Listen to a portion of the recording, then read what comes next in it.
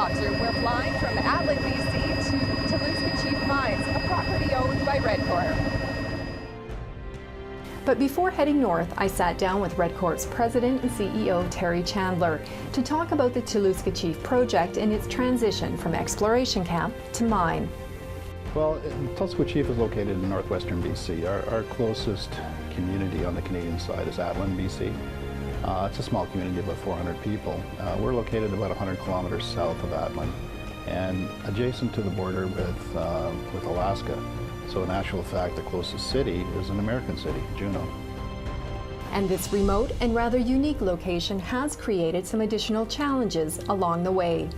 We've had to carry out our environmental assessment and permits essentially almost in two jurisdictions, where the mine is located in British Columbia, and so we have the Canadian federal and provincial guidelines that we must meet, but also because of the need to provide certainty for the downstream parties, which is Alaska in this case, we've had to be able to demonstrate that the mine can operate in this area responsibly and an environmentally sound way. And I think that's been achieved. I think Alaska is quite convinced that the mine can be operated successfully. The pristine wilderness on both sides of this river are the traditional lands of the Taku River Tlingit First Nation. As such, they opposed Redcorp's original proposal to build a highway through this area to the mine site. But this river and the reinvention of a former mode of transportation, the river barge, has proved to be the impasse around the roadblock. The Taku River Tlingit thought this was a much better option than building a 100-mile road into the virgin territory that's never been opened up before. If we did build the road in, there was concerns that it would open up the whole area to future development of different mines, and that is our traditional area where we've hunted and fished for hundreds of years, and so it was a real concern that if we did open the road up, it would be opened up for everybody and for business in general. We're just coming up on the Tulsequah mine site. This is the original operation from the 1950s, and it's the host of the future Tulsequah, the modern mine. It's going to be a 2,000 ton per day operation, and it'll be producing zinc, copper, lead, gold, and silver.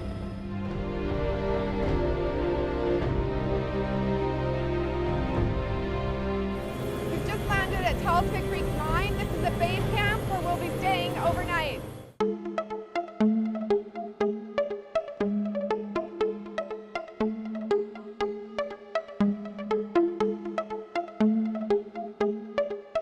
After settling in and adjusting to the extreme temperature dip, Exploration Manager Mike Allen took us on a tour of the camp.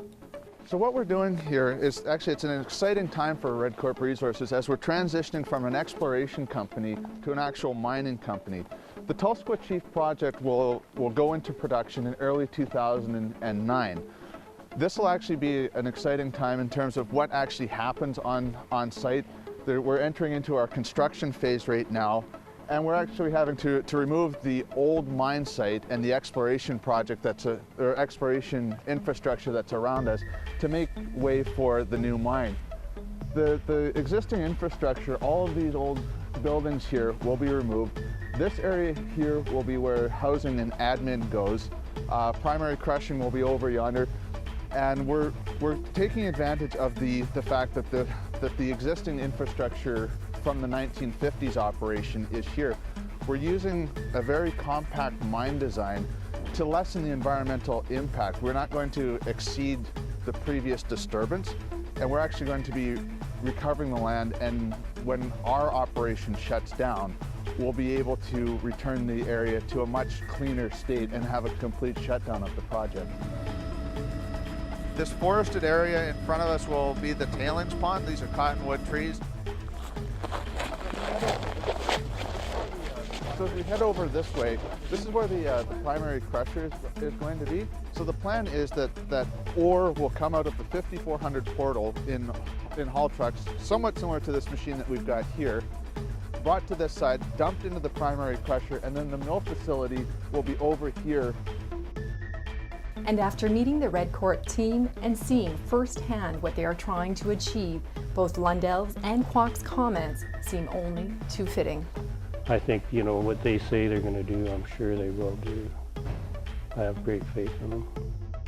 Since I've come on board with this company, I've found that the principals and all the people involved are here, and they want to bring a mine into production, but they don't want to do it damaging the environment. They don't want to do it without the involvement of the local people, and to me that's terrific. And for someone in my profession, those are the types of companies you want to go to work for.